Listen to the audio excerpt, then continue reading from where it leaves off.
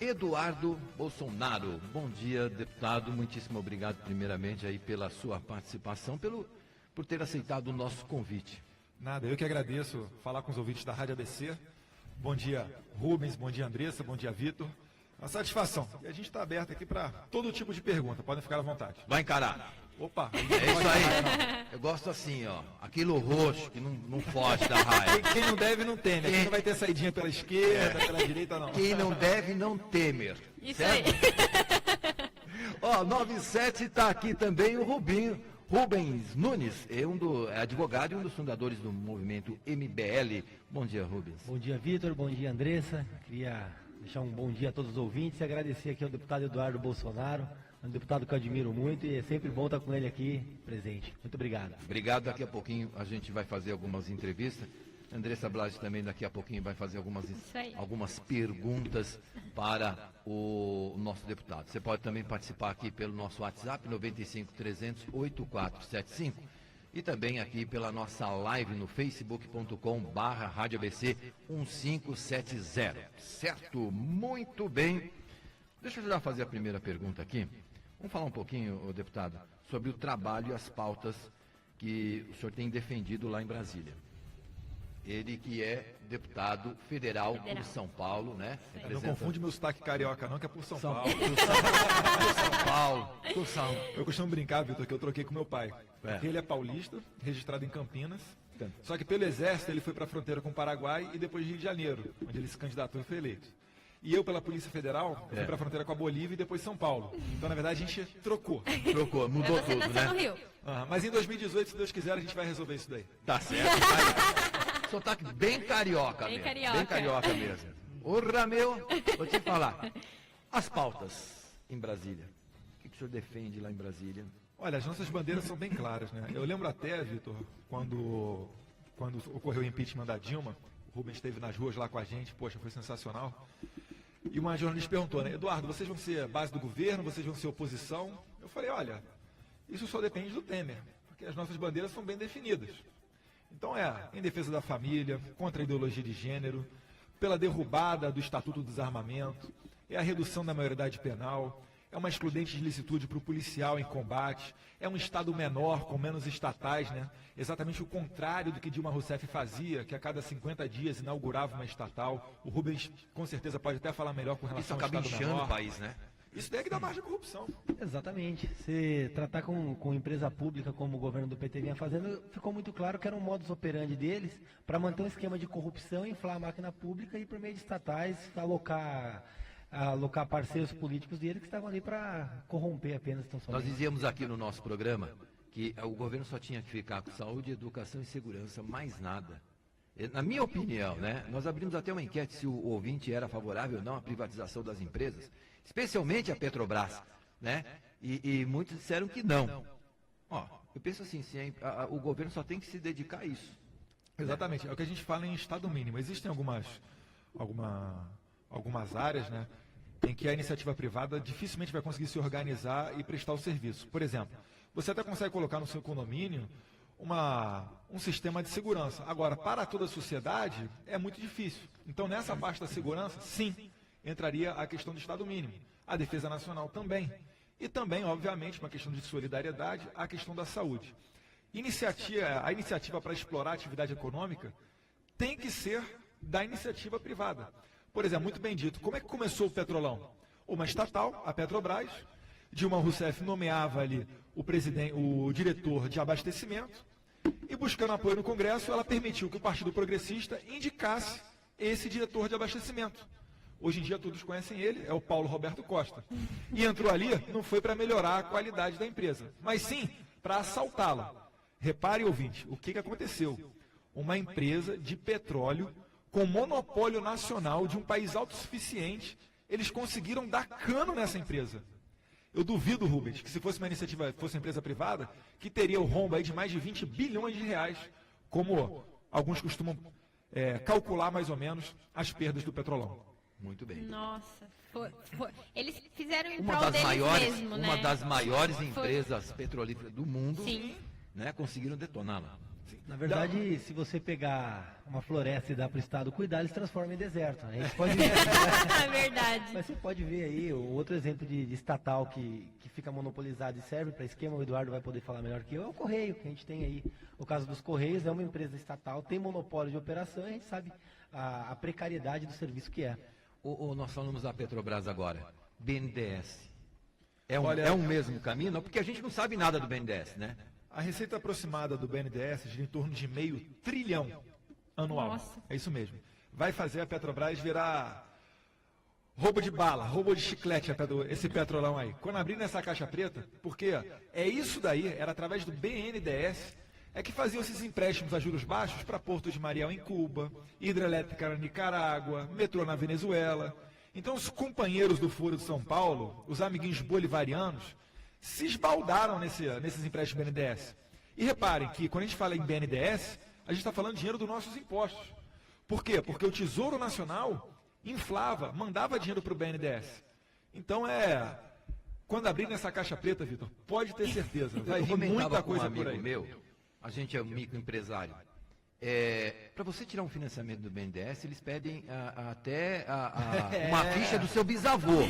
Agora tem cara que tira 1, 2, 3 milhões fácil. Não, vamos dar um nome aos bois Eu aqui, acho já que que está o na moda. microempresário, ele não consegue tirar. O microempresário não consegue tirar. JBS conseguiu 9 bi sem dar qualquer garantia em torno, de volta. Vou trabalhar com carne. Pequeno açougue de Goiás. Você vê o que virou o açougue. Trabalhar com carne tá dando dinheiro, viu? Não, porque não foi feito para o microempresário, para você desenvolver o seu negócio e tudo mais. Só que os pequenos não conseguem tirar uma burocracia danada. Levam 1 ano para fazer uma análise da sua ficha, quando na verdade levaram, parece que 1 mês para fazer da JBS que pediu todo esse montante. Sim, e depois, né, a JBS emprestou quase 400 milhões de reais, emprestou não, né, depositou em campanhas eleitorais. Que coincidência, né? Eduardo, o deputado, acho que Alexandre Baldi, ele estava criando uma comissão para investigar o BNDES. Você sabe dizer como está isso aí? Sim, o Baldi, existem outros deputados também que estavam colhendo assinaturas, mas eu lembro que a do Baldi foi a primeira que eu assinei, né, para criar essa CPI ou CPMI do BNDES, exatamente para trazer à tona essas questões que a gente está falando aqui. Só para o pessoal entender, a CPI, ela tem poderes próprios das autoridades judiciais.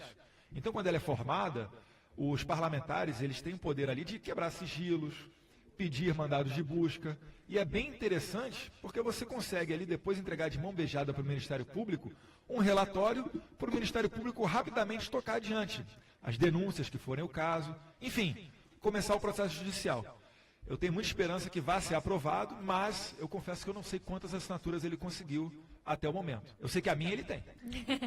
Bom, Eduardo, parabéns. Mas me fala só uma coisa aqui para sanar a dúvida.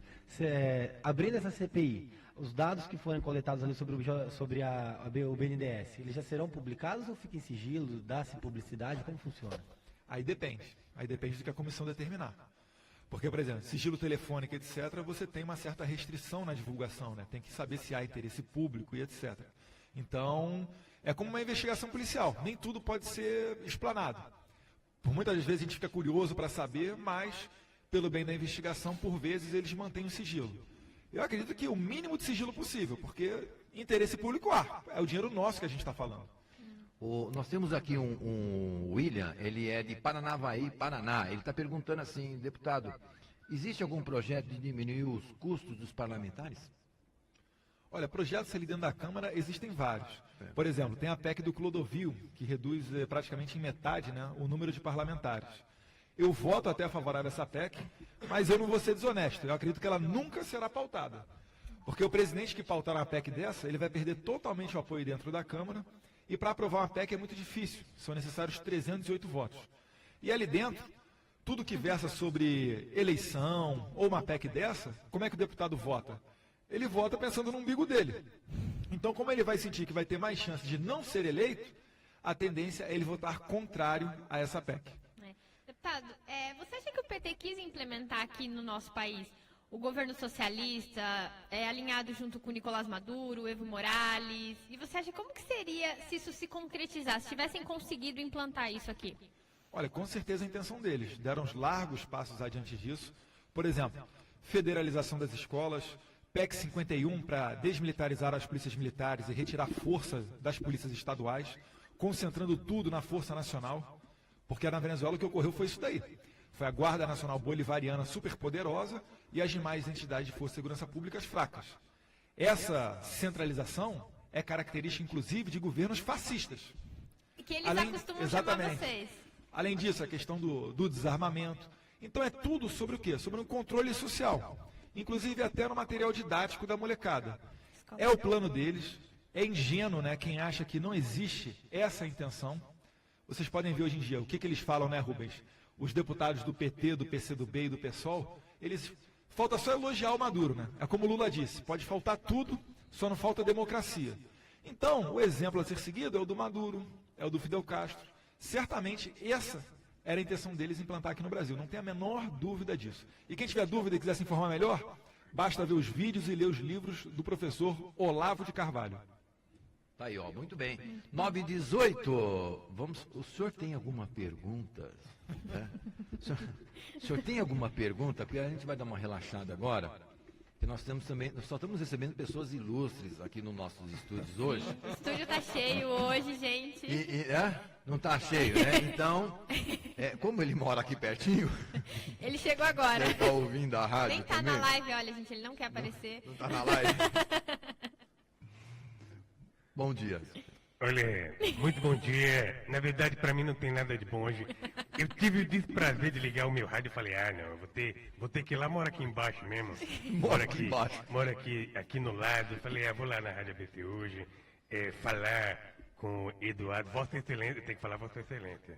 Vossa Excelência. Vossa Excelência, Eduardo Bolsonaro. Eu queria falar esse negócio da JBS, que a única carne que eu me envolvo é a carne mijada. Não sei se você gosta, se é o que você faz, mas eu gosto muito. E eu fiquei bravo, eu tô bravo com uma lei que tá para acontecer aqui na região. Estão querendo fechar os bar 10 da noite, pô. Você imagina se o bar fechar 10 da noite, como que eu vou beber, passar a noite me embriagando, e eu gosto de tomar um velho barreiro. O senhor bebe? Eu não sabia, não. Aí eu bebo de vez em quando, socialmente, né? Na verdade, eu bebo de segunda a segunda. Eu bebo, é pouquinho, é só até ficar um pouco alegre. Só pra curar a tremedeira da língua. Só pra curar a tremedeira e tal. E ano que vem eu vou estar lá do lado do seu pai, eu vou estar no debate com ele. Hoje eu tô aqui com Vossa Excelência, mas eu quero estar com seu pai. Você é um menininho, Tá aí, ó. Eu cheguei uma vez a desafiar o filho dele que tava falando as besteiras sobre o Jair Bolsonaro, a desafiar ele para um debate. Acho que ele foi aconselhado a ficar um pouquinho mais calmo, um pouquinho mais quieto. E não aceitou, não. Já pensou dar uma briga boa, hein? Meu filho Lulinho com Bolsonaro. Eu e o Bolsonaro. Com o Bolsonarinho, ele, né? Lulinho Ele deve ter ficado com medo porque eu sou policial federal. Eles têm medo da Polícia Federal Brasília, Curitiba meu filho principalmente. tá no iate essa hora. Ele não, né? Tá no iate. Tá no triplex. Como é que é? Triplex? Triplex. Ô, deputado, o que o senhor acha dessas investigações? O que o Brasil está passando, corrupção e tudo mais. Você acha que agora vai se moralizar a classe política? Não podemos generalizar, porque tem muita gente boa também, alguns só foram tirados. Você acha que a corrupção acaba no país agora? Agora não, a corrupção nunca vai acabar. Não. Agora, nos níveis que está, realmente vai diminuir. Fica complicado. Depende do povo. 2018 vai ter uma grande chance de renovar. Normalmente, os deputados federais a cada eleição renovam em torno de 40%. Eu acredito que vai passar de 50% ano que vem. Eu quero crer nisso, né? O povo não vai ser tão burro de votar de novo nesses envolvidos aí em Lava Jato, em esquema de corrupção. Até porque se votar, aí me desculpa aqui, mas tem o que merece. Porque o Sérgio Moro não tem mais vida, né? Você imagina ter o trabalho do juiz Sérgio Moro, os colegas da Polícia Federal, o Ministério Público virando noite aí trabalhando, para depois chegar no momento desse de renovação e o povo repetir isso, realmente vai ficar complicado. Pode falar. Ninguém fica feliz, né, de passar por um momento desse de corrupção generalizada. Mas todo mundo sabia que lá em Brasília aconteciam essas falcatruas e nunca vinham à tona. Então, pela primeira vez, elas estão vindo. Eu acredito que daqui em diante vai melhorar, mas realmente, depois de ouvir a delação da JBS e saber que em pleno março, abril, Lava Jato em andamento, político sendo preso, e outras pessoas figurões da política não se preocupando e continuando as suas negociatas, realmente isso aí eu não sei se vai ser tão intimidador, se vai acabar sem a corrupção, não. Nós temos aqui a pergunta da Diniz, de São Paulo, e diz o seguinte, deputado Eduardo, qual a sua opinião sobre a autorização do banheiro para transgênero pelo governo do Estado? Nossa. É engraçado, né? Você fala em criar um terceiro banheiro, eles não querem. Eles querem obrigar você a aceitar que aquela pessoa com pênis é mulher. Então veja que eles é que puxam para o conflito. E quando você se posiciona contrário a uma medida esdrúxula dessa, que vai privilegiar 1% da população e vai constranger o restante, né, os outros 99%, aí eu é que sou homofóbico, eu é que sou o machista, o misógino. Então é absurdo. O que me deixa triste é ver que o governador Alckmin, do PSDB, assina esse tipo de coisa. A gente sabe que nessa pauta da ideologia de gênero, o PT e o PSDB pensam de maneiras bem similar. Isso aí mostra, né, o quanto que não é tão diferente assim a ideologia deles. Para mim são dois partidos de esquerda. Eu faço apenas uma ressalva aqui, eu não generalizo, até porque se for generalizar nós éramos o primeiro a se dar mal, né? Nós estamos no PSC, o pastor Everaldo tem muita explicação a dar na Lava Jato, mas o PSDB, de modo geral, ele se alinha às pautas do PT, o que vai mudar é uma coisinha ou outra ali. Graças a Deus existem nomes ali dentro que eu gosto muito, pessoas que não se curvam a essa ideologia, por exemplo, Paulo Eduardo Martins, ou o próprio Coronel Telhada, aqui na Lesp, e dizer então para você, eleitor, que a política é feita de homens e não de partidos. Tá aí. Rubinho, você... Sim. Eduardo, aproveitando o gancho do PSDB aqui, está em alta a questão da Cracolândia do João Dória. Inclusive teve os artistas que se reuniram para ser contra a ação. A moça tomar o O cuidado Fábio de ser Assunção, artista, Assunção, mais Muita moral que tem o Fábio Assunção, né? Meu Deus do céu. Falando Botar o de droga, vampiro para tomar conta do banco de sangue, para terminar, o coelho para tomar conta da A plantação de representante cenoura. dos direitos humanos pediu demissão no dia seguinte do governo dele. pode continuar, Mas Rubinho. o pessoal dos direitos humanos tem que entender que direitos humanos é para humanos direitos. Acho que é uma frase do seu exatamente. pai, mas é uma frase muito perfeita. Mas aí, eu queria saber a tua opinião sobre a ação do João Dória. Porque eu até tenho uma opinião, assim, para mim a Cracolândia, ali você tem igual o rato. Se você destrói o ninho deles, eles espalham para outro canto. Acho que o João Dória devia ter levado ele já para outro lugar. Mas, enfim, o que você acha da ação do João Dória, enfim, o que ele fez ali para detonar a Cracolândia? Olha, eu tenho algumas ressalvas com relação ao governo João Dória, mas é preciso muita coragem para meter o bedelho ali na Cracolândia, porque com certeza, independente da ação que se tome, você vai sofrer críticas. Então, o primeiro ponto é esse. Depois, vamos ver quem é que está criticando. Será que ele tem interesse realmente na situação de rua que as pessoas estão? Ou será que ele só quer desgastar o governo, como ocorreu, por exemplo, por conta daquelas ocupações, que notoriamente foram intensificadas no Paraná e São Paulo, por terem governos estaduais do PSDB? Então, primeiro deixar de lado essa paixão e depois fazer uma análise crítica da coisa.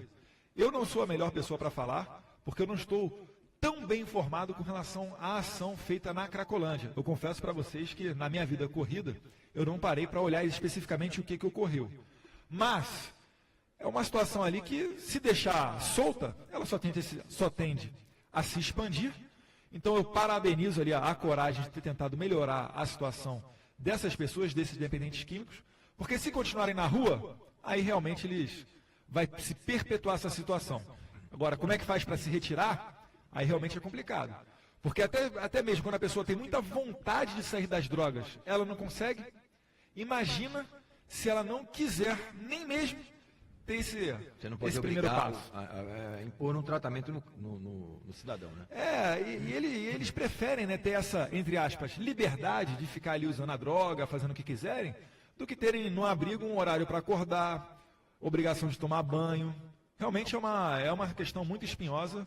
Mas eu prefiro nem atacar ou fazer qualquer tipo de crítica com relação ao João Dória. Pelo contrário, eu vejo como positivo ele se preocupar com essa questão que assola São Paulo. Nós estamos live também pelo Facebook da rádio, inclusive está bombando aqui. É muita gente fazendo muita pergunta. Vamos tentar daqui a pouquinho ler as perguntas, mas você pode fazer através do nosso WhatsApp também, 95-300-8475. Nós temos aqui o Floriano Madruga, ele é de Brasília, Distrito Federal. Ele está dizendo o seguinte: bom dia, gostaria de perguntar ao deputado sobre a sua proposta de acabar com a indicação pelo presidente da República, nomes para ocuparem cadeiras do STF. E se essa iniciativa traria alguns benefícios para evitar o quadro que hoje estamos assistindo em relação a algumas decisões do STF. Perfeito. Eu tenho uma PEC, é a 180 ou é a 185 de 2015, em que exatamente altera a Constituição para não permitir que o presidente indique mais os ministros, não só do STF, mas como também do TCU e outros superiores tribunais. Qual é a ideia disso daí? Quem estudou direito sabe que no sistema acusatório existe a figura que acusa, normalmente o Ministério Público, a figura da defesa, que é a Defensoria Pública ou os advogados de defesa, e aquele que julga, que é o juiz. Então são três funções totalmente separadas. Eu faço a pergunta a você que nos ouve aqui. O que você acha que aconteceria se o réu nomeasse o seu juiz? É óbvio que vai dar absolvição. É isso que a gente está vendo. É por isso que o STF, entre aspas, é tão ineficiente. Porque os ministros foram nomeados justamente por aqueles que têm interesse na Lava Jato. É o Lula, é a Dilma, é o Temer, são os nossos ex-presidentes. Então essa PEC ela visa acabar com esse tipo de promiscuidade e fazer com que, através de uma meritocracia, venha alguém da carreira do judiciário e ocupe o alto poder que é o STF. E quem nomearia, então? Aí depende, no meu projeto, na minha PEC, isso aí viria de um projeto dentro do próprio Poder Judiciário. Então o Judiciário encaminharia para o Congresso uma meritocracia. Talvez desembargadores com mais de 10 anos de casa, um do Nordeste, um do Sudeste, faz um rodízio de cadeiras entre regiões, um mandato fixo também de 5, 6, 7 anos, para ele não ter a vitaliciedade. É mais ou menos por aí. Nós temos muitas perguntas aqui, vamos tentá-las, Tentar lê-las. todas. Meu nome é Lucas, sou de Hortolândia, São Paulo. Se por um acaso Jair Bolsonaro não pudesse sair presidente, Eduardo Bolsonaro sairia para presidente? Eu agradeço, Lucas. Hortolândia, eu tenho amigos aí da Igreja Adventista. Mas, infelizmente, Lucas, em 2018 eu vou ter 34 anos. E para concorrer à presidência tem que ter 35. Então eu agradeço a manifestação de apreço, mas, infelizmente, 2018 não tem como não. Vou fazer uma pergunta aqui. Pode fazer, Valdo. Eu queria saber o seguinte, eu como Valdo, né, o Vitor Neto? Valdo, o Valdo está aí. O próprio Valdo está aqui Caso hoje. o Temer renunciasse, deveria ter eleições indiretas ou diretas? Olha, eu sou a favor daquilo previsto na Constituição pelo seguinte: se for para rasgar a Constituição, o que vai acontecer? Vai acontecer um caos e vai valer a lei da força. Vai haver derramamento de sangue e não é isso que ninguém quer. A esquerda, ela de maneira oportunista, ela aproveita essa instabilidade política para quê? Para tentar engajar a pauta dela, enganando a população, falando na tal direta e já. Direta e já nada mais é do que uma tentativa deles de emplacar uma emenda na Constituição e fazer agora uma eleição direta, candidatando Lula, e as votações seriam através da urna eletrônica, que ninguém acredita que sejam lisas, que sejam urnas fidedignas, né? Então, repare que a esquerda ela sempre faz isso, ela tenta de maneira rasteira trazer o povo para o seu lado e ela nunca mostra a sua cara. Além disso, essa PEC que tramita lá no Congresso, ela fala que o novo presidente ele não faria o mandato tampão até o final de 2018. Seria um mandato de 5 anos. Então perceberam a perspicácia deles? Eu sei que a eleição indireta provavelmente não vai resolver, não vai solucionar a coisa, mas o legislador constituinte previu já em 88 essa situação. E se o Temer sair, não é o Eduardo, o Rubens, a Andressa, o Vitor ou o Papa que vai escolher. É a Constituição que já definiu regras que seriam eleições indiretas. O senhor acha que a Constituição precisa ser revista? Precisa melhorar muita coisa, até porque é uma Constituição muito grande, né, em vista de outros países? Coisas. A nossa Constituição ela foi feita por legisladores preocupados em serem presos. Esses ditos perseguidos políticos fizeram a nossa Constituição em 88.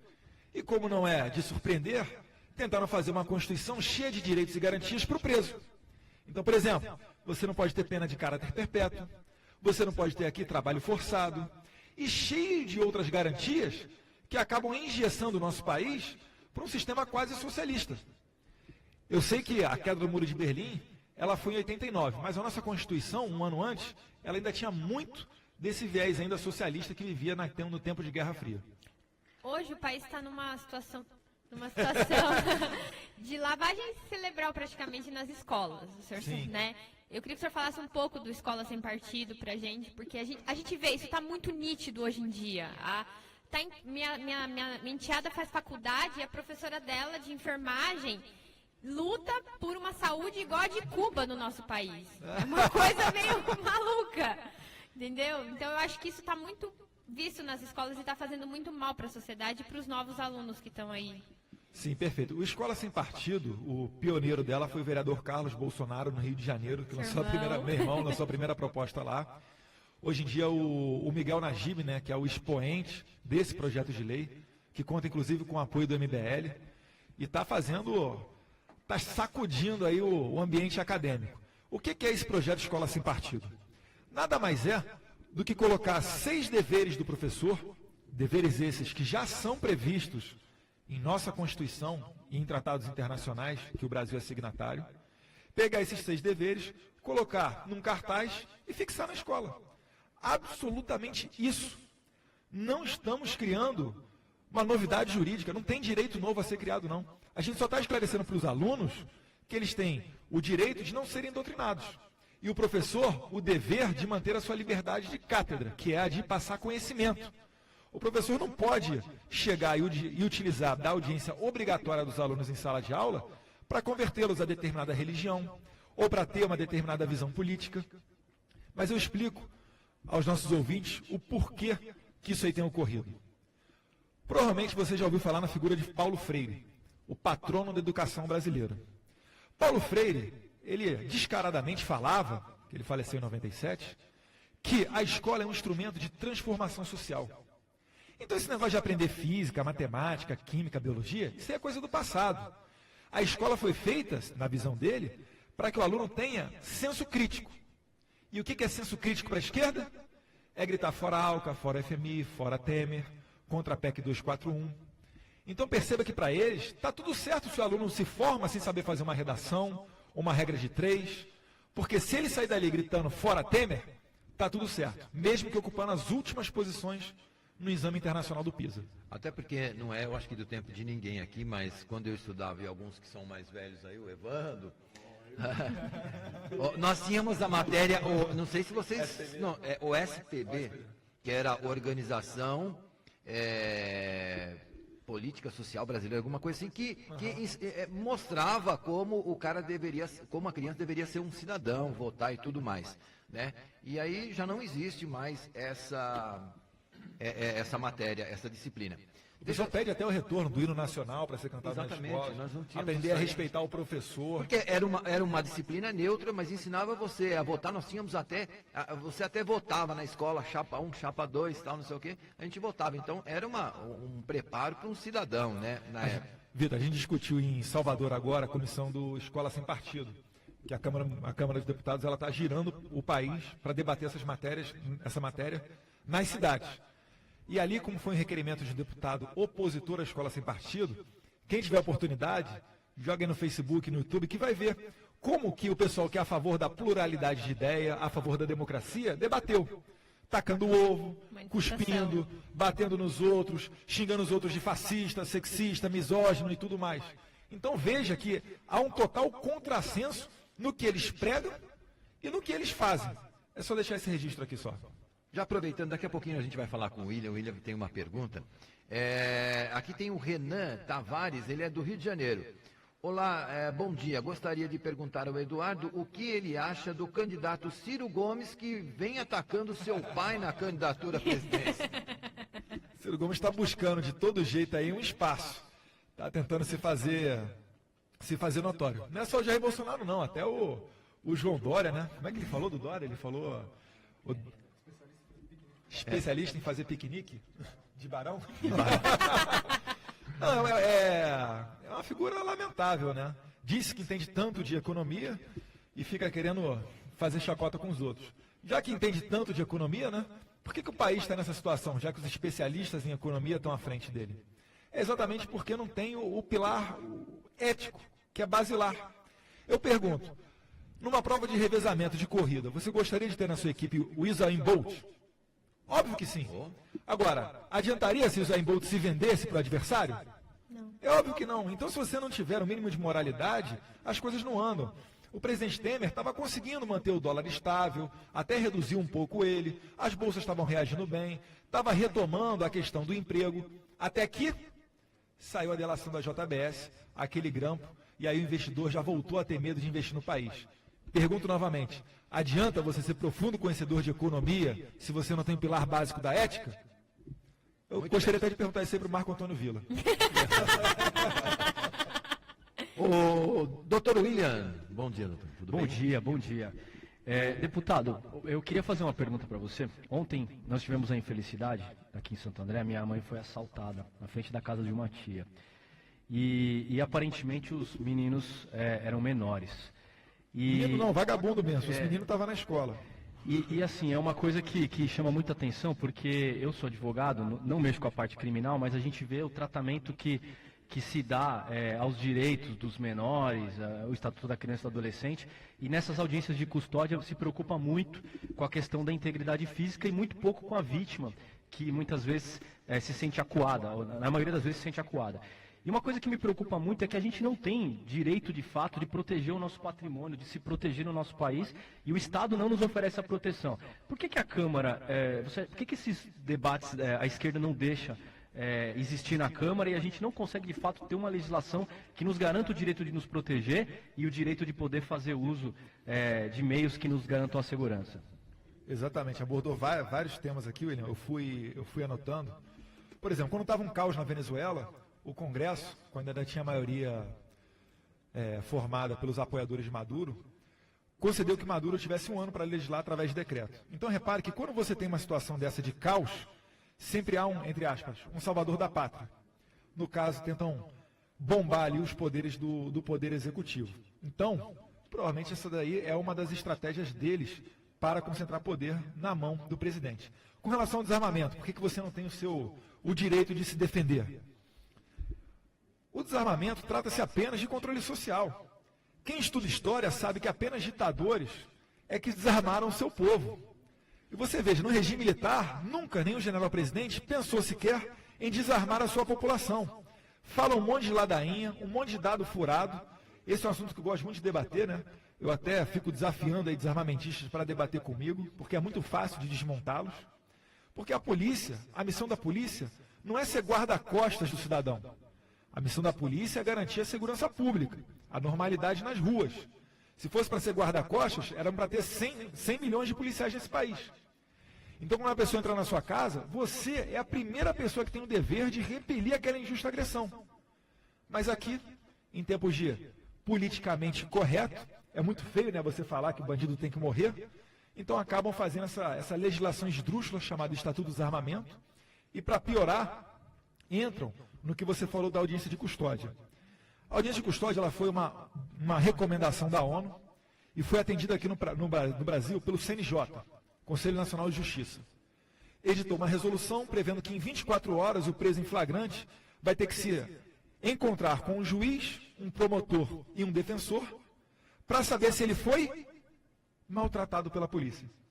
É óbvio que nesse momento ele fala que foi torturado, chora, diz que é santo. Por quê? Porque ele consegue a compaixão, o policial provavelmente responde administrativamente, e o bandido, preso em flagrante, vai para a rua. Para você que está nos ouvindo entender, o seu Joaquim da padaria foi assaltado 10 vezes. Na 11ª vez, ele deu a sorte da polícia prender em flagrante aquele criminoso. No dia seguinte, esse criminoso vai voltar lá na padaria do seu Joaquim. Vocês acham que isso daí melhora ou piora a segurança pública? Vocês acham que isso daí colabora ou não para um aumento na taxa de homicídio nacional? É claro que colabora. E eu digo, tem que manter preso sim. E não é para ressocializar não. Acabar com essa historinha de ressocialização. Se o bandido fosse uma pessoa determinada a estudar, ele já teria feito isso antes de entrar na vida do crime. Os Estados Unidos experimentou durante um curto espaço de tempo a ressocialização. Viu que não dava certo. Investiu pesado em presídio. E lá a cana é dura. Por quê? Porque o criminoso ele só respeita o que ele teme. Se ele não tiver medo de encontrar uma arma entrando na sua casa, se ele não tiver medo de ficar preso durante um bom tempo, ele vai continuar deitando e rolando, e indo para a delegacia sorrindo, como a gente tem visto diversas vezes. Mas, deputado, a gente tem visto aí a prisão do pessoal da Lava Jato e tudo mais. Obrigado, William. Nós temos visto aí o pessoal fica lá tal, e depois sai e usa a tornozeleira, vai para casa e tudo mais. Parece que só o pobre fica preso. Não, nem o pobre. O pobre, se for menor de idade, tem o ECA para soltar ele. E hoje em dia tem audiência de custódia, que eu falei. Os juízes com essa mentalidade desencarceradora acabam soltando todo mundo. Porque ficam lá, a cadeia tá tá cheia, tá superlotada. Ué, é aquela frase célebre lá do Jair Bolsonaro. É só você não sequestrar, não roubar, não estuprar, que você não vai para lá. Ponto final. Eu posso fazer uma pergunta também? Eu vou fazer uma pergunta. Porque aqui está se dando muito mole para bandido. E eu tive, inclusive, no massacre do Carandiru. E agora vai ter saída até para a festa junina. Eu quero que o senhor me diga por que vai ter saída até para a festa junina e o senhor acha legal isso aí. Não dá para entender. É saidinha do Dia dos Namorados, é saidinha do Dia das Mães. Suzane von Richthofen pegou saidinha no Dia das Mães, sendo que ela matou a própria mãe. Daqui a pouco vai ter saidinha do Dia de Finados também. Falta só isso daí. É uma esculhambação, né? Aliás, eu aproveito o gancho para dar parabéns para a Rota, que ontem vai pedir música no Fantástico, matou 3 vagabundos e Aricanduva. É isso aí. Então vocês vejam, né, como é que é contraditório. Eles colocam saidinha disso, saidinha daquilo, direito à audiência de custódia, e a sociedade que se exploda. Aí quando você fala que tem que acabar a saidinha, reverter o auxílio de reclusão para a pessoa ser indenizada, que o cara tem que tomar uma cana dura, aí você é tido como o quê? Fascista, radical. E fica um monte de tese, né? Ai, mais escolas, menos presídios. Tá de brincadeira, né? Tá achando que se botar um professor com um quadro negro no giz na mão, ele vai transformar aquele vagabundo numa pessoa de bem trabalhadora? Esse cara tem que ter medo da lei. Se ele não tiver medo, a gente vai continuar enterrando os nossos amigos. É só isso. Além disso, só para finalizar aqui, Vitor, o criminoso vai acabar com essa história de que ele é pobre, ele queria comprar o leite das crianças. Acabar com esse negócio de achar que a pobreza é causa da violência. Se pobreza fosse causa de violência, era para qualquer comunidade aí ser dominada por vagabundos. E a gente sabe que é uma minoria que se dedica ao crime. Solução seria prisão perpétua, pena de morte? Olha, na minha visão, o melhor sistema de todos seria uma prisão perpétua com trabalhos forçados. Para o vagabundo não onerar o contribuinte. E caso, ele queira, ele poderia optar pela pena de morte. Infelizmente, a nossa Constituição não permite isso. Como eu disse, está no artigo 5º, que é proibido pena de caráter perpétuo, pena de morte e trabalhos forçados. E eu, como deputado, sequer posso pedir a alteração disso, porque esse dispositivo é tido como cláusula pétrea, ou seja, é imutável. Para mudar isso daí, só com uma nova Assembleia Nacional Constituinte. Eduardo, o Código Penal brasileiro é de 1940. Um código... Fascista! No tempo de Getúlio Vargas, a amante do Lula, e fica esse que gosta de idolatrar. O que impede de ter uma reforma penal eficaz? E aí eu vou indo um pouco além, eu te pergunto. O problema hoje são as cláusulas pétreas da Constituição, que, como você colocou aqui, não pode ter trabalho forçado, ou seja, o sujeito acaba com a sociedade, rouba todo mundo, o cidadão perde o bem, não tem o bem restituído e ainda paga para o cara ficar numa colônia de férias. Sim. O problema está na Constituição Federal, que é paternal e passa a mão na cabeça de vagabundo, ou o problema está no Código Penal, que é muito brando? Está nos dois, prezado Rubens. O senhor é advogado, sabe muito bem disso, né? A Constituição, ela dá uma engessada em nós, sim. Mas, por outro lado, a gente tem que ter coragem de pisar fora do politicamente correto. É como eu falei aqui, eu prefiro ver 1 milhão de vagabundos mortos do que uma mulher estuprada, do que uma pessoa que sofra latrocínio. Qual o problema de falar isso? Mas aí, quando tramita um projeto de lei dentro do Congresso Nacional, os deputados ficam com medo, tomam porrada da imprensa, porque vai enrijecer a pena, porque ela está superlotado, se coloca na situação do preso. Ora, o preso é que tem que se colocar na nossa situação. Eu tenho pena da vítima, o vagabundo que se exploda. Então, repare, se nós pudéssemos reformar a LEP, a Lei de Execuções Penais, a Lei 7.210 dos anos 80, já seria um grande adianto. Por quê? O cara, ele comete 1 zilhão de delitos. Aí dá o azar, a polícia vai lá e pega ele. Ele é solto. Aí depois vai, a polícia pega ele de novo. Aí ele vira reincidente. Quando ele vira reincidente, aí a gente pode começar a falar numa pena mais dura. Mas ainda assim, repare que a lei, ela prevê que se ele for reincidente em crime hediondo, ele vai solto após cumprido 3/5 da pena. Solto, quando eu falo solto, é progressão de regime. Então, repare, no Brasil não existe essa história do cara ficar preso 100% da pena. Em que pese a lei dos crimes hediondos prever que, em caso de crimes hediondos, o preso cumprirá a pena em regime 100% fechado. Mas, infelizmente, esse STF de bananas, em 2009, determinou que isso aí fere o princípio da individualidade da pena. E soltou todo mundo. Aplicou a regra geral. A regra geral é o quê? Vai progride de regime, se for primário, após cumpridos 1/6 da pena. Então o cara sequestrou, matou, fez, aconteceu, pegou uma pena de 6 anos. Com 1 ano, após essa decisão do STF, com 1 ano de cumprido a pena, ele vai para a rua. Onde é que é o resgate da normalidade da sociedade? Será que você ficaria tranquilo em saber que o seu parente, como é o caso da deputada Keiko Ota, em que o filho dela, de 8 anos, sofreu um sequestro e foi assassinado em cativeiro, e depois de 6 anos o vagabundo estava de volta às ruas? Você acha que isso aí é paz social? Você acha que isso aí intimida outras pessoas a entrarem na vida do crime?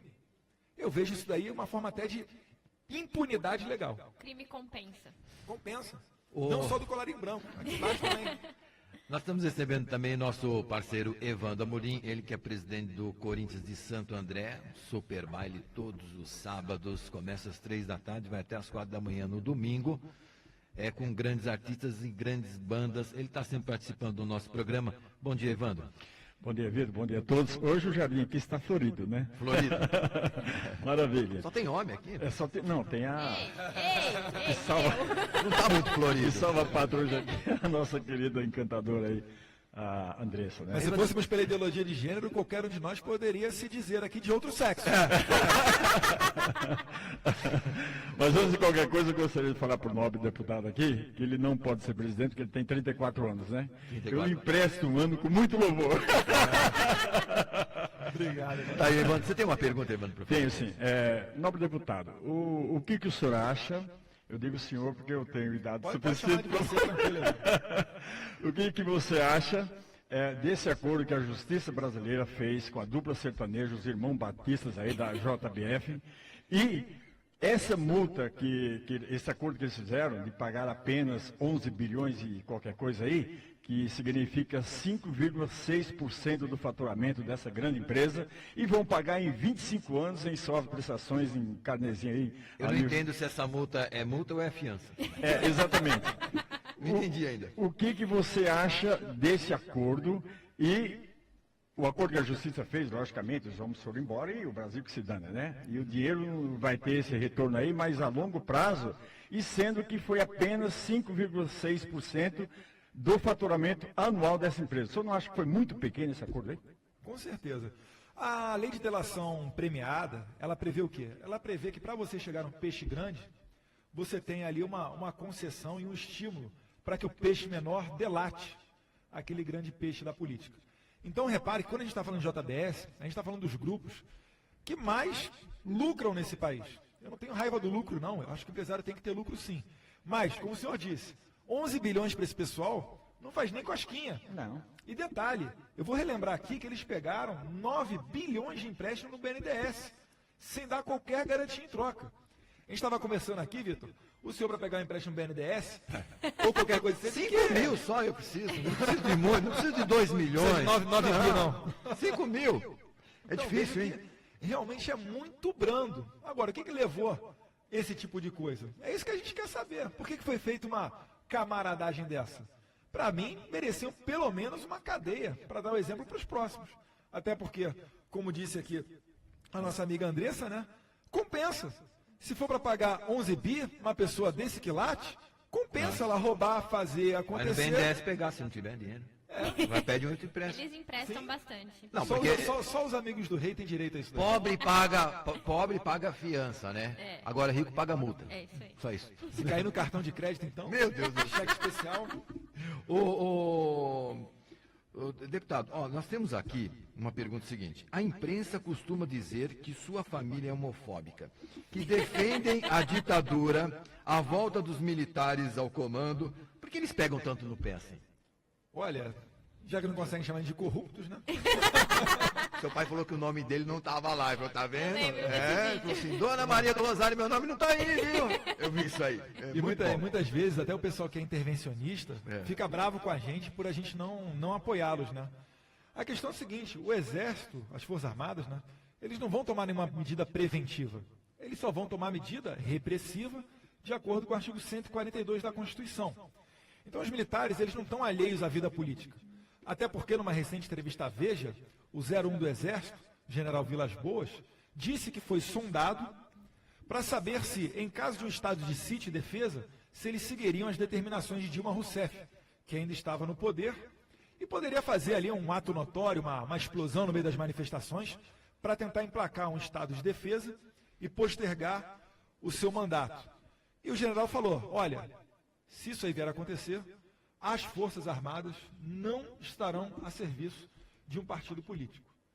Então, reparem que só a democracia e ditadura com apoio das Forças Armadas. Veja na Venezuela, por que tem uma ditadura lá? Porque o Chávez veio das Forças Armadas e hoje em dia Maduro conta com o apoio das Forças Armadas venezuelanas.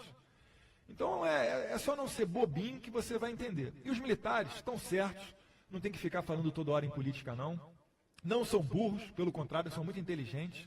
Então, não pode deixar que essas questões nacionais não passam batidas dentro da caserna, não. Inclusive o Ayrton Marques, ele está aqui dizendo justamente essa pergunta, né? Olá, o Partido Militar está acolhendo assinaturas amanhã aqui em Santo André, né? Ele levantando essa questão. Ele está perguntando para o deputado se tem algum projeto para a região do ABC, algo assim. Olha, lá em Brasília, as leis que nós fazemos são nacionais. Então atinge Santo André, São Paulo, São José do Rio Preto, Paraná, Acre, todo mundo. Com relação a emendas parlamentares, aí não sei, eu tenho que olhar lá os ofícios que chegam, né, que são vários, para saber aqui se tem um hospital na região que a gente possa fazer essa destinação, uma reforma de uma escola, uma delegacia. Mas projeto de lei, nem se eu quiser especificamente dar esse privilégio a Santo André, eu consigo. Que é inconstitucional você legislar e colocar uma delimitação territorial para aquela lei. Tem que ser no âmbito nacional. Mas como eu disse aqui, ó, desarmamento, na verdade o armamento, que é o benefício para todos, né? Sim, escola sem partido, fim de saidões. Existem diversos temas ali que com certeza melhorariam a vida do pessoal aqui de Santo André. Rubinho. Eduardo, voltando aqui na JBS, a gente viu das delações ali que, por exemplo, o Lula e a Dilma tinham 300 milhões em contas acreditados pela JBS no exterior. E, por outro lado, a gente viu que o foco da imprensa ficou no Michel Temer com aquela conversa com o Joesley. Junto disso também veio o caso do Aécio ali, que para mim ele foi o enterro, foi o fim da carreira dele. Sim. Da carreira? Da carreira. O que eu quero te perguntar é o seguinte, qual que é a relação de vocês com a imprensa? Como você vê a imprensa brasileira hoje como um todo? Olha, a imprensa, né, para fazer parte da equipe de jornalismo, tem que ser formada, né, em jornalismo, então você tem que cursar uma universidade de humanas. A gente sabe hoje em dia que na Revolução Cultural, porque eles são seguidores de Antônio Gramsci, são favoráveis ali de tome escolas, não tome quartéis, eles acabam que fazem essa doutrinação sim, e é inegável.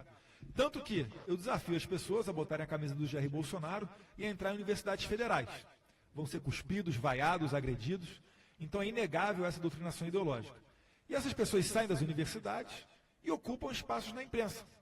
Então, eles não nos olham com bons olhos. Eles nos olham normalmente como adversários políticos. A Folha de São Paulo começou recentemente uma campanha descarada, tentando colocar o Jair Bolsonaro em posições de saia justa ou então para denegrir a imagem dele.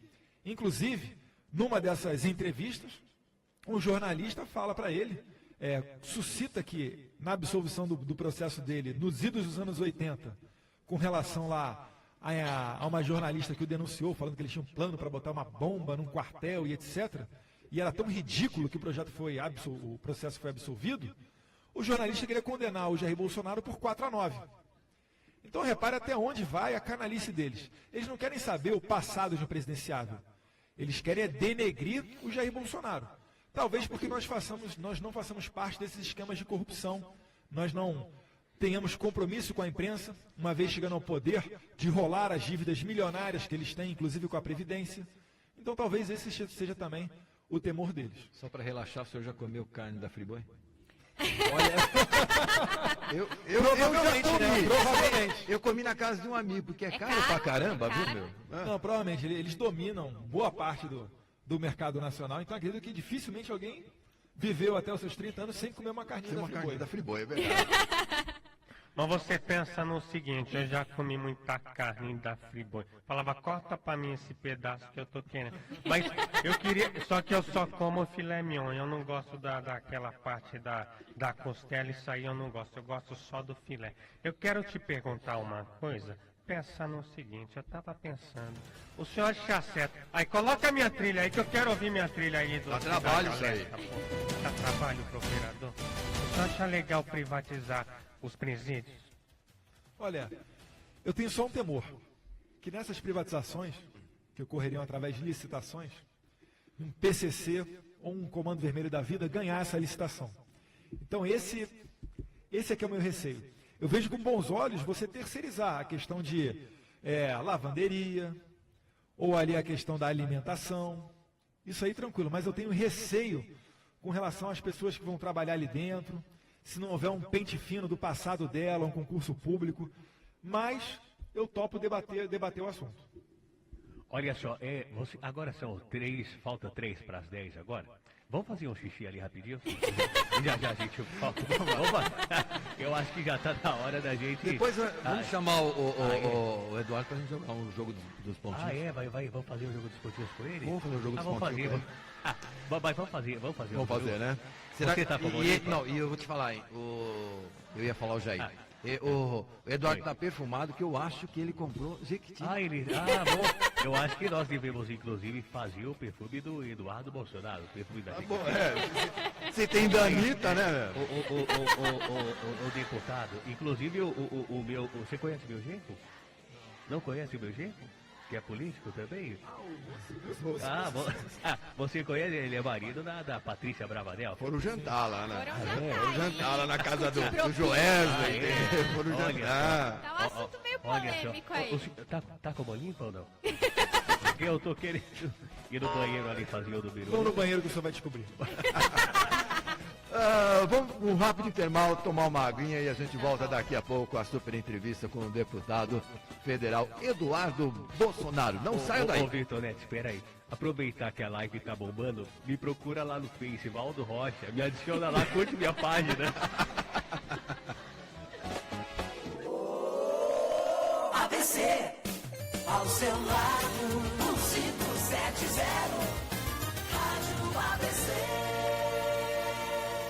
A Olimpíada Brasileira de Matemática das Escolas Públicas é a maior competição de estudantes no Brasil. E este ano está ainda maior. Agora, os alunos das escolas particulares também participam da OBMEP, que está unindo todas as escolas do país para descobrir novos talentos e melhorar o ensino da matemática. A prova da primeira fase está chegando, dia 6 de junho, terça-feira, em todas as escolas inscritas. Saiba mais em obmep.org.br. Alunos, participem! Ministério da Educação, Governo Federal. Eu agora vou falar sério com você. Para combater o rombo da Previdência, diminuir as desigualdades e corrigir as injustiças que ameaçam os benefícios da Seguridade Social, o governo federal está propondo uma reforma para salvar a Previdência. São medidas importantes para proteger o Brasil e os brasileiros. Precisamos reformar hoje para garantir o amanhã, porque salvar a Previdência não pode esperar e o Brasil não pode parar. Saiba mais em reformadaprevidência.gov.br. Governo Federal, Ordem e Progresso. Vila Rica Joias, aumente a sua renda, revendendo pratas e chapeados, perfumes importados, relógio de todas as marcas, com preços e condições especiais para revendedores e lojistas. Além de concertos em joias, a Vila Rica tem o melhor preço em alianças de ouro e prata. Acompanhe as nossas novidades em facebook.com/Vila Rica Joias ou acesse o nosso site www.vilaricajoias.com.br. Vila Rica Joias, Praça do Carmo 71, lojas 5 e 19, Centro de Santo André. Informações ligue 4438-0999. Vila Rica Joias. Com tradição e credibilidade conquistada ao longo de 20 anos no mercado, a União ABC Corretagem de Seguros continua a busca incessante pela qualidade, profissionais altamente capacitados e grande experiência no mercado de seguros. A União ABC trabalha com todos os ramos de seguro. Faça seu orçamento pelo telefone 4994-3853 ou pelo e-mail uniãoabcseguros@uol.com.br. União ABC Corretagem de Seguros. Qualidade em seguros. Bom dia, com mais alegria, bom humor e informação. Ao seu lado, no 570, Rádio ABC.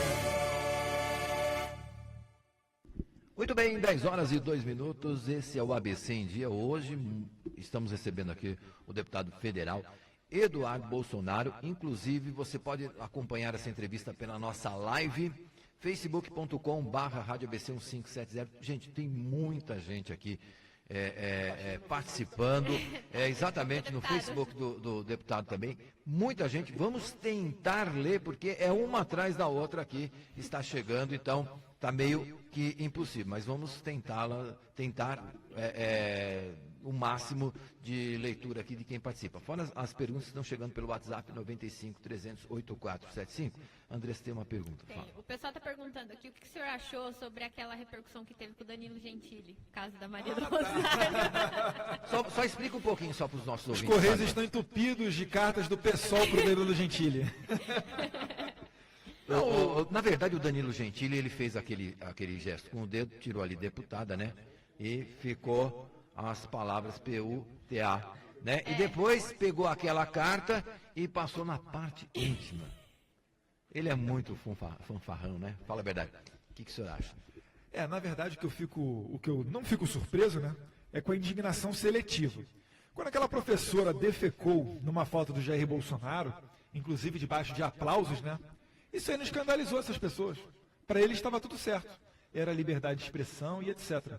Agora, quando o Danilo Gentili responde a Maria do Rosário daquela maneira, aí querem mover moção, mover processo, o que eu vou fazer, o que eu vou acontecer. Então, mais uma vez, eles não têm moral. Quem dera se o grande problema da República fosse essa questão do Danilo Gentili. Enquanto que a gente sabe que esses que roubaram bilhões, inclusive a senhorita Maria do Rosário, que está envolvida não só na Odebrecht, mas também na Engevix, se ela perguntar para ela se ela vai devolver o dinheiro dela. Tá aí. Estamos recebendo aqui o Anderson de Sorte, do MBL, para fazer uma pergunta. Bom dia, Anderson, tudo bem? Bom dia a todos aqui da rádio, aos nossos ouvintes e o pessoal da internet aqui perguntando. Eduardo, sobre as universidades espalhadas no Brasil, a nota é pífia, o investimento é de milhões. Nenhuma delas está entre as 200 melhores do mundo. Verdade. E mais uma, sobre a CPI do BNDES, quando é que ela vem? Olha, desde que quiser, o Rubens levantou a bola aqui, né? Eu vou perguntar para o Baldi quantas assinaturas ele tem, porque para abrir a CPI, salvo engano, são necessárias 171 assinaturas. Veja que número cabalístico, né? 171 assinaturas. 171. Mas eu quero crer que essa CPI, que ela seja formada, o problema é que ela vai ser inevitavelmente composta por pessoas que têm interesse em se safar da CPI do escândalo do BNDES. Mas vamos tentar colocar lá adiante sim. Com relação às universidades, realmente é lamentável. Segue a linha do que eu falei aqui, né? De formar pessoas com senso crítico e não pessoas com conhecimento acadêmico. Infelizmente, a gente chega à situação de encontrar até mestrados com erros de português, ou então pessoas enaltecendo ideologias já passadas, como a de Antônio Gramsci, ou às vezes até o comunismo, que não deu certo em lugar nenhum. Eu tenho mais uma perguntinha, rapidinho, sobre a candidatura do Bolsonaro. Como vencer uma eleição num partido pequeno? Olha, antes que a gente tome uma multa de 50 mil reais, a gente faz apenas a ressalva dizendo que ele é pré-candidato. E se for da vontade do partido dele, eles vão discutir para ver se ele será candidato em 2018. Eu deixo claro que se o povo quiser, ele será candidato a qual cargo que for. Então acho que para bom entendedor, minha palavra basta. Só para terminar, nós estávamos falando de CPI. Vamos supor que não tivesse sido investigado pela Polícia Federal e caído na mão de juiz essa questão da Petrobras. Vamos supor que alguém pedisse uma CPI da Petrobras. Você acha que com uma CPI da Petrobras estaria na dimensão que estaria hoje a Lava Jato? Eu acredito que não. Tem muito mais lisura se vier de pessoas concursadas públicas, um trabalho da Polícia Federal. Não ia chegar tanto como a polícia, como Sim, chegou. é porque nós, deputados federais, não é nossa atribuição típica, né? Essa parte da investigação. Eu acredito que dá um apoio, dá notoriedade, dá subsídio para o Ministério Público e para a Polícia Federal, mas, de fato, uma investigação mais a fundo e mais criteriosa, certamente são com pessoas da área, leia-se, Polícia Federal e Justiça.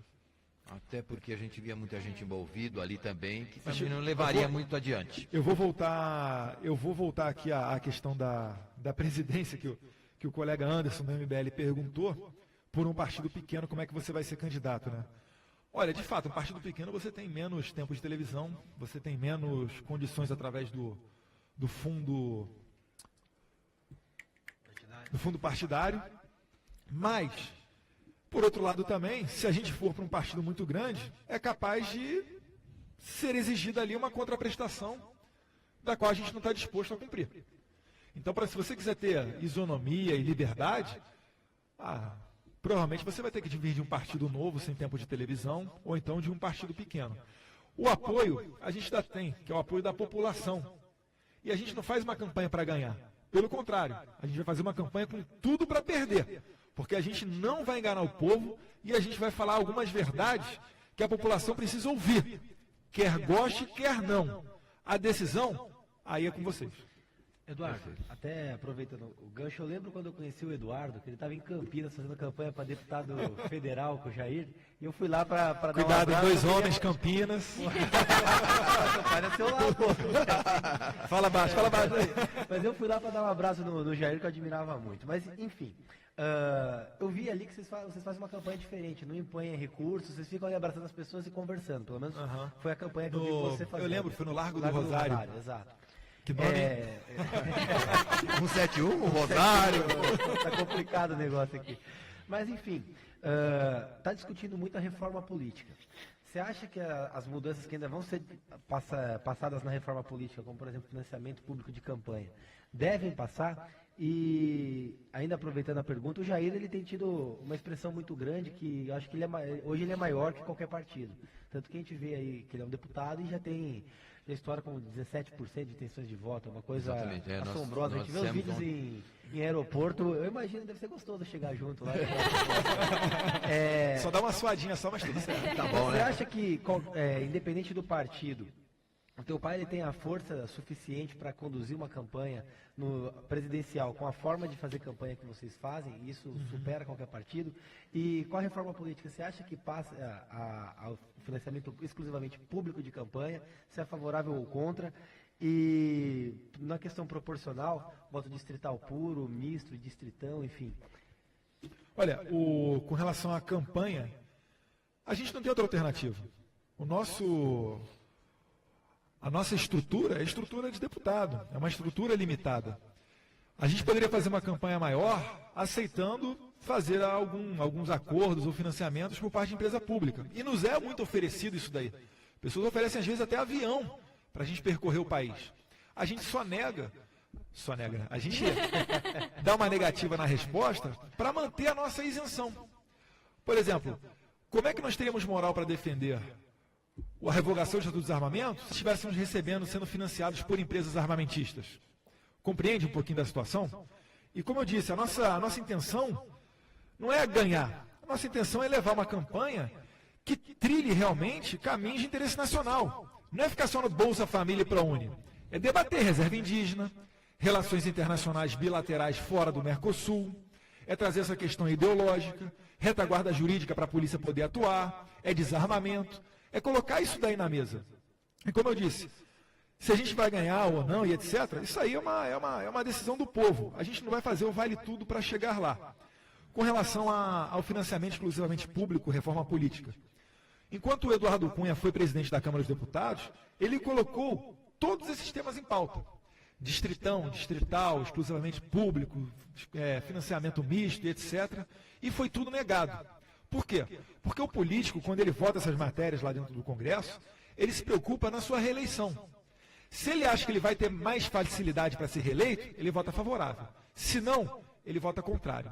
E como são novidades, e as pessoas têm medo do desconhecido, eles acabam o quê? Rejeitando. Que foi o que aconteceu com todas essas matérias na PEC da reforma política. Agora tentam ressuscitar, mas eu acredito que não vai passar. E eu deixo aqui clara a minha posição com relação ao financiamento de campanha, que eu sou contrário ao financiamento exclusivamente público. Por quê? Primeiro porque vai ser dinheiro do nosso tributo para bancar a campanha de Jean Willis, Jandira Fegali, Chico Alencar, esse pessoal daí. Isso aí já me traria uma indignação. E por outro lado, ninguém é bobinho em saber que qual é a lisura que tem essas idas do BNDES de 2 bilhões para construir Porto de Mariá em Cuba, 1,3 bilhões por ano através de mais médicos para Cuba. Quem é que me garante que parte desse dinheiro não vai voltar para cá, através de Caixa 2, para a campanha dos companheiros? Então não sejamos bobinhos. E o empresário não tem nada de errado ele doar parte do seu faturamento para uma campanha política, não. Eu vejo isso aí até como bom. Por quê? Porque ele é uma pessoa que produziu, não vai ficar caindo na lábia de político que vai prometer fundos e mundos para ele, e ele tem que fazer parte da vida pública sim, porque a vida dele passa também pelo Congresso Nacional. Eu finalizo aqui dizendo o seguinte: para mim, a reforma política ideal seria trazer o sistema suíço para cá. Só vota quem declarou renda no ano anterior. Porque aí não vai ter como político falar para você: coitadinho, eu vou te dar uma bolsa, coitadinho, eu vou te dar uma cota. Porque aquela pessoa já teria condições de sustentar por si própria. Então ela estaria muito menos suscetível a esse tipo de isca que os políticos jogam, principalmente para a população mais carente. Ô, deputada, a Bárbara está perguntando o seguinte: o que o senhor acha da decisão do governo sobre banheiro trans nas escolas públicas? Olha, eu sou totalmente contrário. Isso daí, tentam falar que é uma teoria progressista, para mim é uma teoria que vai acabar com a família. No Plano Nacional de Desenvolvimento, no Plano Nacional de Direitos Humanos 3, da Dilma Rousseff, havia lá a previsão da desconstrução da heteronormatividade. Então, vocês reparem que a todo momento eles investem contra a família. Por quê? Porque a partir do momento que o filho não escutar mais o pai, ele vai estar perfeito para que o seu professor doutrinador na escola o molde com os anseios comunistas, socialistas, para ele sair dali achando que o bandido é vítima da sociedade, que o empresário é o malvadão que só quer saber de explorar a mais-valia do trabalhador. Então essa é a intenção real deles: esculhambar com a família, acabar com a autoridade do pai e implementar um sistema comunista. Os revolucionários têm por essência a quebra, o rompimento de todos os paradigmas, ainda que sejam paradigmas calcados na cultura milenar de maioria cristã que nós temos no nosso país. Muito bem. Tem mais perguntas? Temos aqui, ó. Temos uma pergunta aqui que estão perguntando bastante no nosso WhatsApp, por que o nazismo é proibido e comunismo tem até partido aqui, tendo em vista a quantidade de assassinatos que a foice e o martelo causou? Lembrando, não quero liberar o nazismo, e sim proibir o comunismo. Ela tem que fazer essa ressalva, porque senão já vão pensar que ela é nazista, fascista. Eu sei como é que é isso daí. Eu tenho um projeto de lei para criminalizar a foice e o martelo e o sistema comunista. A exemplo do que ocorre na Polônia e em alguns outros países da Europa, que já têm leis similares. Vá você falar de comunismo lá na Ucrânia, para você ver como é que você vai ser tratado. Porque aquele povo sentiu na pele o que é um sistema desse. E já matou mais de 100 milhões de pessoas. Porque para você fazer uma revolução comunista, como eu disse, é necessário você quebrar diversos paradigmas e colocar o povo aos mandos de um ditador. Então você tem que o quê? Tem que desarmar a população. Você tem que fazer a doutrinação ideológica que eu vi lá em Israel, que Hitler utilizou contra os judeus, fazendo a demonização dos judeus em livros e cartilhas escolares. Então, eu sou totalmente favorável a isso daí. Se o nazismo é tão nefasto porque matou 6 milhões, o que dirá o comunismo que matou mais de 10? Então tenho meu total apoio, tenho um projeto de lei nesse sentido. Eu sei que é difícil a aprovação dele, mas alguém tem que dar esse primeiro passo. Vou falar do primeiro passo. O Renan aqui no Facebook está dizendo o seguinte: que tal lançar o Eduardo em vez do Jair? Pessoa nova, né? Às vezes as pessoas falam para mim, né? Poxa, Eduardo, você é melhor do que seu pai porque você é mais melhorado, é mais moderado. Aí outras pessoas chegam e falam: olha, Você devia dar uns coices também, você tá muito Nutella. Tinha que dar, pô, com esse pessoal não tem que ter essa conversa toda, não. Muito Nutella é bom. Estamos recebendo aqui o Saulo. Saulo Apes é nosso parceiro aí também do ABC em Dia, vai fazer uma pergunta. Bom dia, Bolsonaro Júnior. Bom dia, Saulo. Bom dia. Então, tem algumas perguntas que eu ia fazer, inclusive a questão da lei do farol baixo, com relação ao seu pai e tudo mais. Mas tem uma pergunta também que eu vejo muito mais importante, que é a questão dos sindicatos. Pelo que eu estou sabendo, o Brasil tem 17 mil ou mais sindicatos no Brasil. 17 mil sindicatos. Todo lá ganhando dinheiro. Sem fiscalização.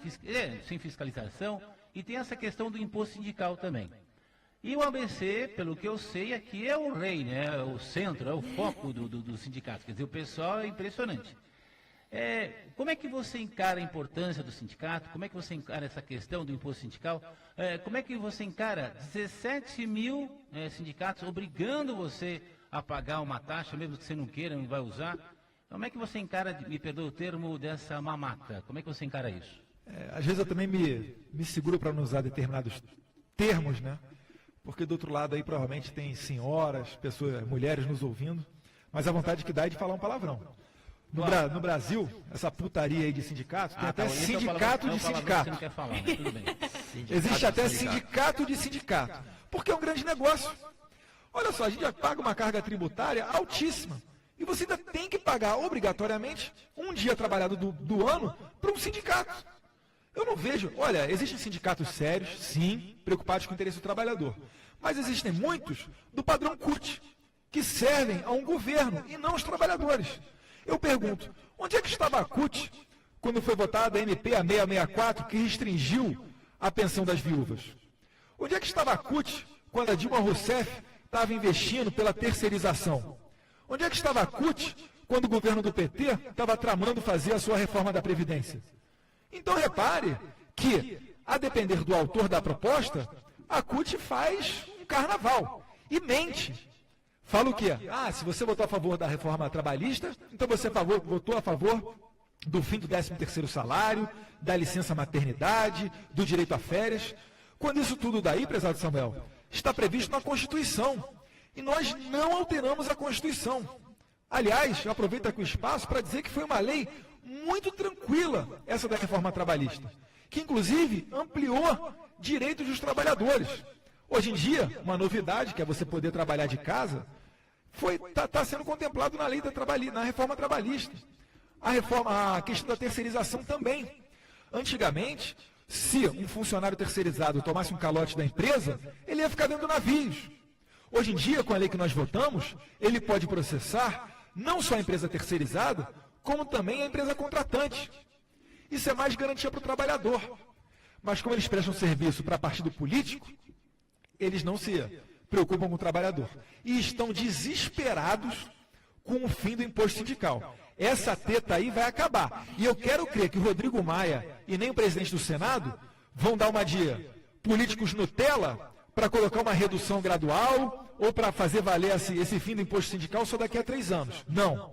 A gente tem que acabar com essa putaria agora, porque se o sindicato for bom, o trabalhador vai pagar com gosto a anuidade. E se for ruim, tem mais aqui essa pelegada ser torturada com muito trabalho.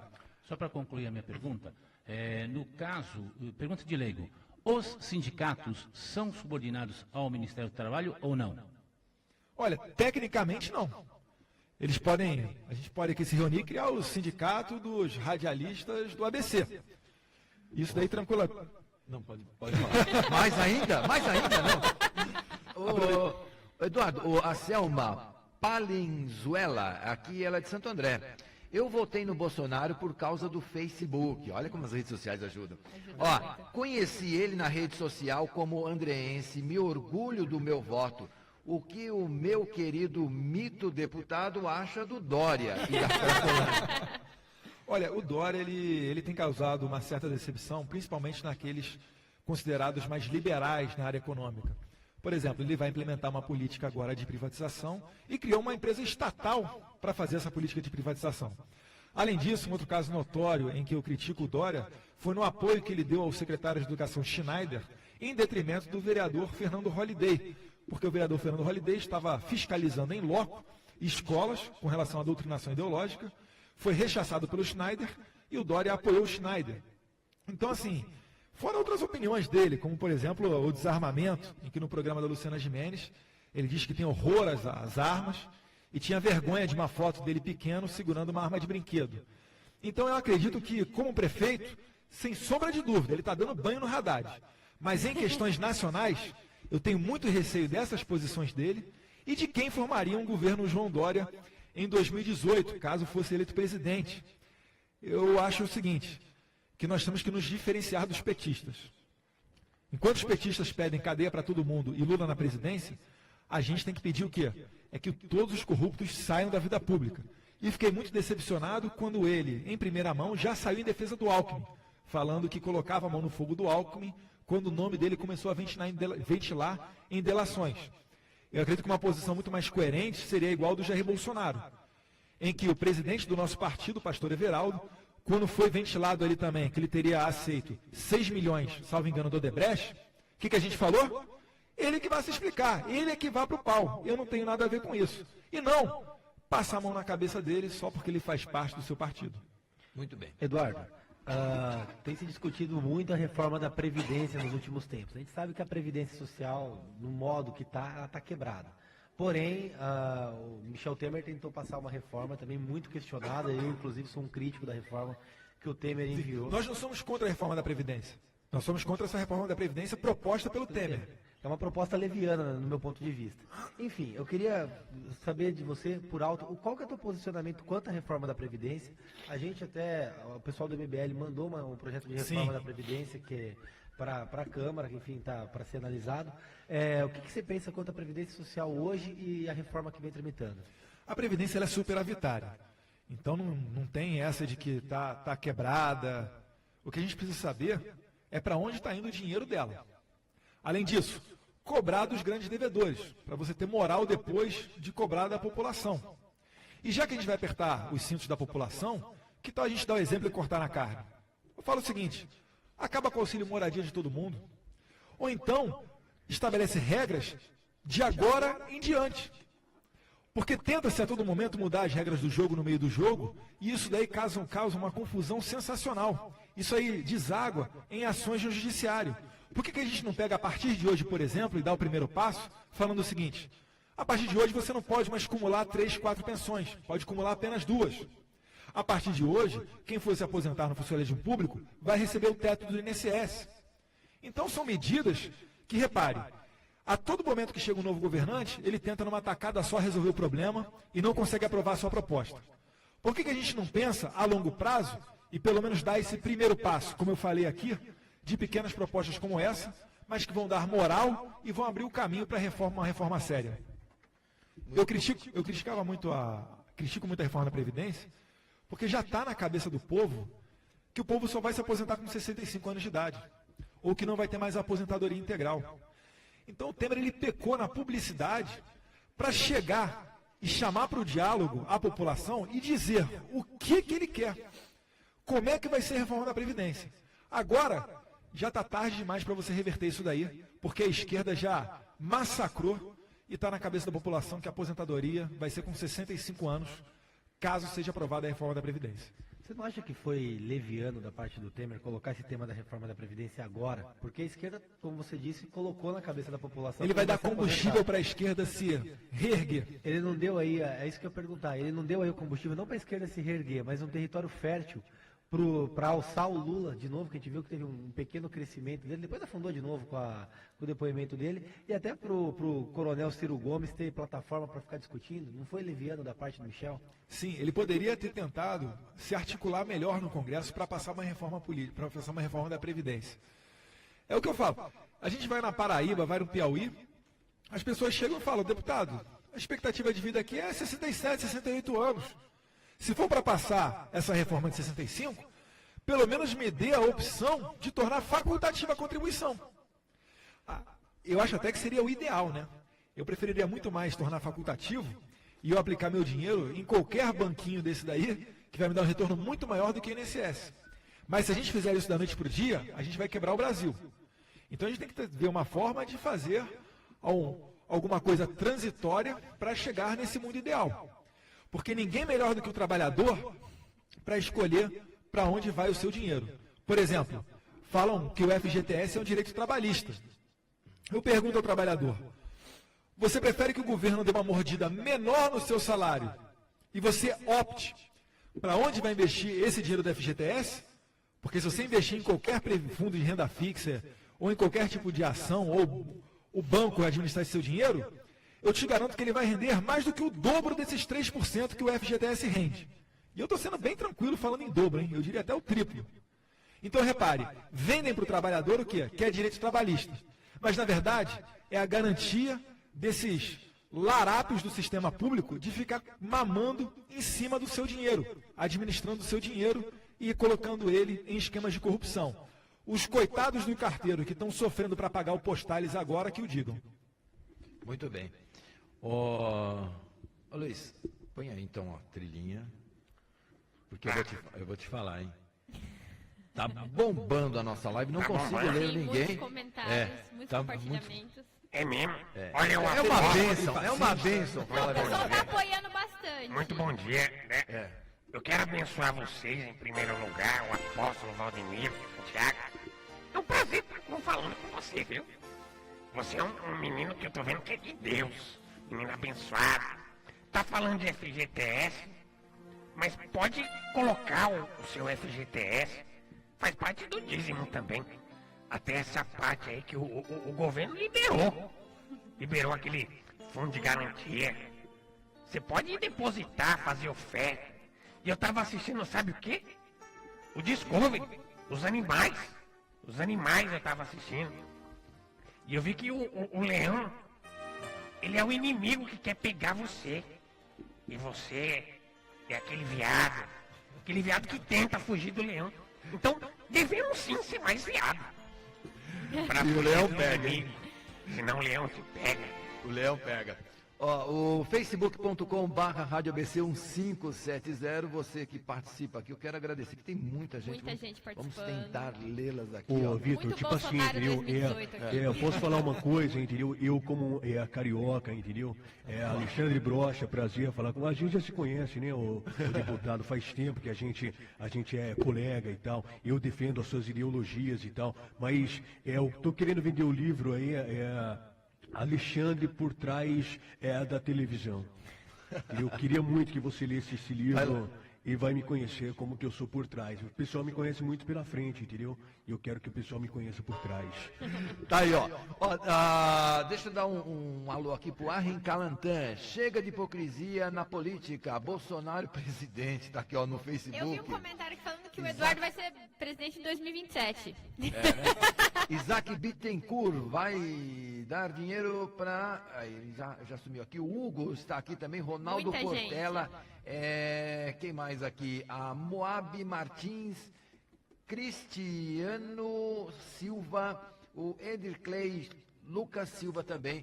Todos participam do nosso Facebook. O pessoal do Japão Facebook. tá dizendo que pode contar com eles. Fazem campanha de graça no Japão, se precisar. Pessoal do Japão, Do Japão, olha que legal, hein? Do Japão, hein? Bom, infelizmente vamos ter que encerrar. Eu quero agradecer o deputado Eduardo Bolsonaro pela sua participação, por aceitar o nosso convite, bater aquele papo.